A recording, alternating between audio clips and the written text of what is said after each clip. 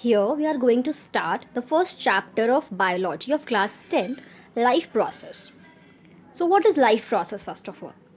Life process are the biological and chemical reactions which takes place in the body of living organism. Nutrition, respiration, transportation, excretion are the examples of life process. Now, what is nutrition? The process by which taking nutrients in the form of food is known as nutrition. Nutrients are essential components of food which required for growth and development of the body. These are carbohydrate, fat, protein, vitamins, etc. There are two types of nutrition: autotrophic nutrition and heterotrophic nutrition. The type of nutrition in which organisms make their own food with the help of photosynthesis process. This is known as autotrophic nutrition. कौन बनाता है ये? The green plants, because they have the chlorophyll. They use the sunlight, water and carbon dioxide to make their own food via photosynthesis. Next we have is the heterotrophic nutrition. Heterotrophic nutrition वो nutrition होते हैं जिसमें organisms अपना खाना खुद से नहीं बना पाते हैं. They take their nutrients from other organisms. इन ऑर्गेनिजम्स को आप कहते हैं हेट्रोट्रॉफ्स. For example animals. तो अब हम स्टार्ट करेंगे फोटोसिंथेसिस. क्या होता है फोटोसिंथेसिस? वो प्रोसेस जिससे ग्रीन प्लांट्स अपना खाना खुद से बनाते हैं.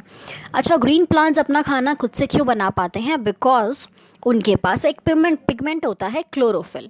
ठीक है, तो कार्बन डाइऑक्साइड, वाटर, क्लोरोफिल और सनलाइट की मदद से जो हरे पेड़ पौधे होते हैं वो अपना खाना खुद से बना लेते हैं. इस पूरे प्रोसेस को हम कहते हैं फोटोसिंथेसिस. ठीक है, इसकी जो रिएक्शन है वो यहाँ पर मैंने इस फोटो में बना दी है, आपको दिख रहा होगा. बात करते हैं द प्रोसेस, कैसे होती है फोटोसिंथेसिस. तो आपके जो ग्रीन प्लांट्स हैं वो कार्बन डाइऑक्साइड लेते हैं. कैसे लेते हैं? उनकी जो लीव्स होती हैं उसमें स्टोमेटा होता है, तो वहाँ से वो कार्बन डाइऑक्साइड ले लेते हैं. ठीक है, जो स्टेप्स हैं यहाँ पर वो 3 स्टेप्स हैं. पहला स्टेप आता है absorption of sunlight energy by chlorophyll. ठीक है, तो जो क्लोरोफिल है उसको सनलाइट अब्जॉर्ब कर लेगा. उसके बाद जो आपकी सनलाइट एनर्जी है वो कन्वर्ट हो जाती है केमिकल एनर्जी में. कैसे?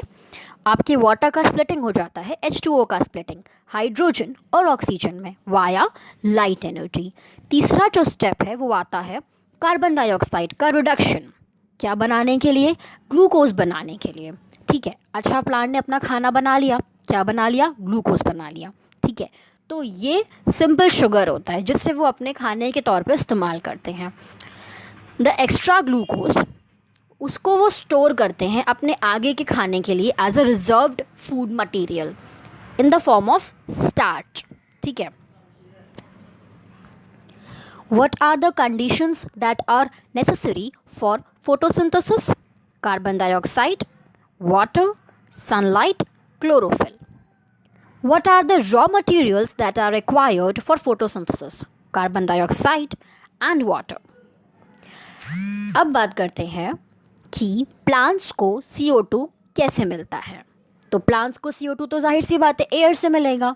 जो आपका कार्बन डाइऑक्साइड है वो लीफ में एंटर करता है स्टोमेटा के फॉर्म में. स्टोमेटा में एक सिंगल जो तुम्हारा स्टोमेटा होता है उसमें 2 पेयर होते हैं जो सराउंडेड होता है by 1 pair of guard cells. Opening और closing of stomata pore is controlled by guard cells only. Okay, so when water comes into the guard cell, then it shrink and causes the pore close. जैसे ही guard cells में पानी आता है वो सिकुड़ जाता है, श्रिंक कर जाता है, जिसकी वजह से आपके जो गार्ड सेल्स हैं वो बंद हो जाते हैं. स्टोमेटा आपका एक और चीज़ में हेल्प करता है, वो है गैसियस एक्सचेंज. उसमें से ही आपकी जो एयर होती है वो आती है और बाहर जाती है. चलो, प्लांट को CO2 तो मिल गया. अब बात करते हैं वाटर की कि प्लांट को वाटर कहाँ से मिलता है. तो जो प्लांट को वाटर चाहिए वो हम तो पेड़ पौधों में पानी डाल ही देते हैं, पर बहुत सारे पेड़ पौधे हैं जो सड़क पे लगे हैं तो हम तो वहाँ जाते नहीं पानी डालने, तो उनको पानी कहाँ से मिलता है? They get their water from their roots, जड़ों से, ठीक है, by the process of osmosis. This absorbed water is transported upward through the xylem vessel to the leaves, where it is utilized in photosynthesis. तो भाई root से पानी कहाँ जा रहा है? आपके स्टेम तक, और स्टेम से जा रहा है लीव्स में, जहाँ पर लीव्स क्या कर रही हैं? अपना काम, यानी कि फोटोसिंथेसिस। तो वहाँ पर वो इस वाटर को यूज़ करके क्या करती हैं? Photosynthesis. Now starting with the topic nutrition in animals. जो न्यूट्रिशन होता है उसके 5 स्टेप्स होते हैं: इंजेशन, डाइजेशन, अब्जॉर्प्शन, एसिमिलेशन और ईजेशन। इंजेशन क्या होता है? फूड को अंदर लेना, taking up of food is called ingestion. Digestion यानी जो लार्ज इनसॉल्युबल फूड मटेरियल्स हैं उनका टूटना, ब्रेक होना स्मॉल और वाटर सॉल्युबल मॉलिक्यूल्स में, उसे कहते हैं डाइजेशन। अब्जॉर्प्शन किसे कहते हैं?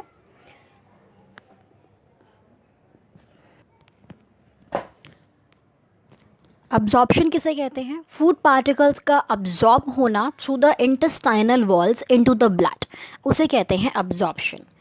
एसिमिलेशन क्या है? वो जो अब्जॉर्ब्ड फूड है उसको बॉडी ले लेती है और इस्तेमाल करती है फॉर ग्रोथ, एनर्जी एक्सेट्रा।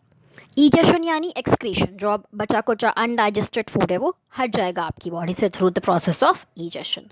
बात करते हैं न्यूट्रिशन के प्रोसेस की इन द सिंपल ऑर्गेनिजम्स, यानी कि unicellular organism.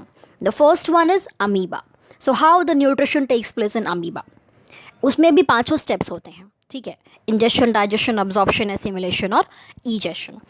Mode of nutrition जो अमीबा फॉलो करता है वो है holozoic mode of nutrition. The process of obtaining food by amoeba is called phagocytosis, यानी कि सेल्फ फीडिंग।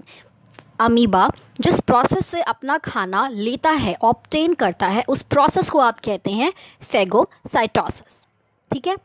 तो बात करते हैं इंजेशन की। अमीबा इंजेस्ट करता है food by using pseudopodia. Pseudopodia यानी कि फॉल्स फीट, सूडो यानी फॉल्स, पोडिया यानी फीट। वो उसके टेम्परेरी फिंगर लाइक प्रोजेक्शंस होते हैं, ठीक है। फूड इसमें आके इनगल्फ हो जाता है with a little water to form a food vacuole. Ingestion हो गया, खाना अंदर आ गया। डाइजेशन कैसे होगा? जो डाइजेशन होता है फूड वैक्यूल में होता है, ठीक है। बाय डाइजेस्टिव एंजाइम्स, उनका जो डाइजेस्टिव एंजाइम्स है वो एंटर करता है उस फूड वैक्यूल में फ्रॉम द साइटोप्लाज्म और ब्रेक डाउन करता है आपके फूड को, उनके फूड को in the small molecules. So now absorption, जो आपका सिंपल सॉल्युबल फूड है उसको आपका साइटोप्लाज्म अब्जॉर्ब कर लेता है by the process of diffusion. अब जब अब्जॉर्प्शन हो जाता है तो फूड वैक्यूल का कोई काम नहीं होता है, इसलिए वो डिसअपियर हो जाती है। एसिमिलेशन, आपका जो फूड अब अब्जॉर्ब हो गया है उससे आपकी बॉडी यूज़ करेगी, इसे ही कहते हैं एसिमिलेशन। तो जो अमीबा जो है वो जो खाना अब्जॉर्ब कर लेता है तो उसे एसिमिलेट करने के लिए कुछ को तो वो एनर्जी लेने के लिए रेस्पायरेशन के थ्रू उसमें यूज़ कर लेता है, बाकी का जो होता है वो उसे अपनी ग्रोथ के लिए यूज़ कर लेता है। और जो अनडाइजेस्टेड फूड होता है वो कलेक्ट हो जाता है उसके अंदर ही।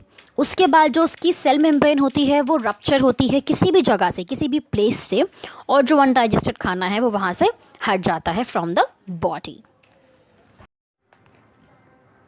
Okay, now nutrition in paramecium. जैसे हमने न्यूट्रिशन इन अमीबा पढ़ा था, लगभग सेम तरीके से न्यूट्रिशन होता है पैरामीशियम में, क्योंकि वो भी एक यूनिसेलुलर ऑर्गेनिज्म है, ठीक है। तो इसमें जो इंजेक्शन होता है वो सीलिया की हेल्प से होता है। Cilia are hair like structure. Digestion जो होता है वो फूड वैक्यूल के थ्रू होता है by digestive enzymes. Digestive enzymes enter करते हैं आपके फूड वैक्यूल में थ्रू साइटोप्लाज्म और ब्रेक करते हैं फूड को into the small soluble molecules. फिर उसका खाने का अब्जॉर्प्शन होता है, वो सीधे साइटोप्लाज्म में अब्जॉर्ब हो जाता है बाय डिफ्यूजन। आफ्टर अब्जॉर्प्शन यहाँ पर भी फूड वैक्यूल डिसअपियर्स, गायब हो जाती है, क्योंकि भाई खाना तो अब्जॉर्ब हो गया तो उसका कोई काम नहीं है, यूनिसेलुलर सेल है, एक ही सेल है, कितना काम करेगा, ठीक है, तो वो हट जाती है वहाँ से। एसिमिलेशन का होता है प्रोसेस, तो जो आधा जो खाना होता है उसका जो वो करता है तो वो उससे अपने को एनर्जी लेता है, ठीक है, ऑब्टेन करता है एनर्जी बाय रेस्पायरेशन और जो बाकी का खाना होता है वो उसके ग्रोथ में हेल्प करता है। And at last egestion, undigested food जो होता है आप उनकी बॉडी में कलेक्ट हो जाता है और फिर सेल मेम्ब्रेन रप्चर करती है किसी भी प्लेस से और undigested food is removed out from the body. तो यहाँ पर हमारा ये वीडियो ख़त्म होता है। आई होप आपको ये पूरा लेक्चर बहुत अच्छे से समझ में आया होगा। जो नेक्स्ट लेक्चर रहेगा हमारा वो digestion in human beings topic पे रहेगा। लाइफ प्रोसेस के 2 वीडियोस आएंगे और उसमें ये पूरा चैप्टर हमारा ख़त्म हो जाएगा, ठीक है। तो यहाँ पर हम इस चैनल स्मार्ट स्टडी में 10th क्लास की बायोलॉजी की पूरी साइंस कवर करने वाले हैं। और आप प्लीज़ इस चैनल को लाइक करना, सब्सक्राइब करना नहीं भूलिएगा। Please press the bell icon so that हम जैसे ही अपना नेक्स्ट वीडियो अपलोड करते हैं you will get the notification. और मैंने यहाँ पे सारा कुछ बहुत ही ईजी वे में समझाया है सो दैट आपको वापस से कुछ भी याद करने का ज़रूरत नहीं पड़ेगा once you get through my notes. Okay, so thank you so much for watching the video till the and.